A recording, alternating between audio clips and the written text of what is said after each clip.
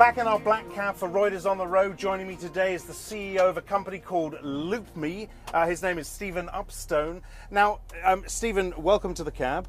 You've got one loop of Canary Wharf. It's about 4.5 minutes to pitch this one to me. Your company makes advertising less intrusive on mobile phones, right? Yeah. What is that the problem you were trying to solve?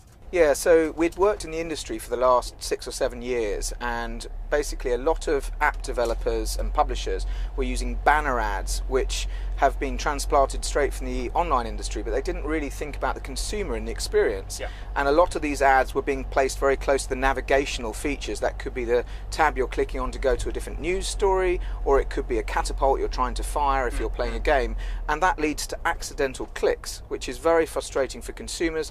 They get thrown out of the app. Advertisers are paying to get a consumer annoyed, and they don't see any results at the end of it. Okay, so talk me through then exactly how this works. So you get the advertisement come up. It's targeted to you, and you click on it. Yeah, so what we do is for the group of consumers who are actually interested to browse ads and kill 5 minutes. And there are those consumers out there. There are those consumers. If you think about it, they generate all the money in the advertising industry today, so or the majority of it. So Google makes its money from people who click on paid links. And we are trying to find those people who are actually interested to find apps to download, to kill a bit of time, to find some good offers, etc. So we give them a small button or tab inside any apps that you might be browsing or looking at news in. This is this LoopMe tab. Exactly, a small LoopMe tab, and that might say come in, apps and offers. It might give you a chance to win some free tickets, etc. And you would go in there, and then you have a whole choice of different things to look at. Yep. And also we're using social data once you're inside there to give you more confidence to click. I mean, I guess I'm a little bit of a cynic or a skeptic, because I thought one of the benefits of mobiles was that companies hadn't really worked out how to bombard customers with this type of advertising yet. So, isn't that fair to say? Well, actually, I think it's quite the opposite. So the industry has grown up very, very, very quickly. There's over 1 billion smartphones already. It's growing much, much faster rate than the internet online did the first time round. And a lot of people are now starting to be slightly more aggressive with the way in which they put their advertising formats in. We wanted something much less intrusive that almost winks at consumers and allows them just to go into an experience that then is more immersive and more transparent should they want to. We're about halfway round. How's business going?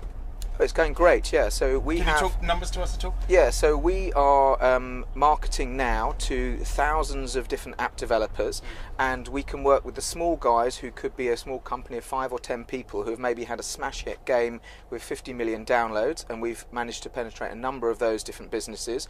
And we can also work with very big companies, could be the people like the BBC, the Daily Mail, the France Telecom, or Skype, etc. And we're also being trialled by those businesses. How many advertisers have you got on board now? We have access to already to hundreds of advertisers, so with people like Honda, Vodafone, and we pull advertising streams from a number of different places, and we also work directly with advertisers. So the key thing is when a consumer comes into the inbox experience, they have the right set of choice to make sure that they're always very likely to find something. And the results we've seen are that 30% of the people who come into the inbox find something, engage with it, which we make money from. And okay, talking about making money from it, how do you monetize this product? How do you specifically make money from these adverts? So advertisers pay when people click on ads or when they go on to buy something. Yeah.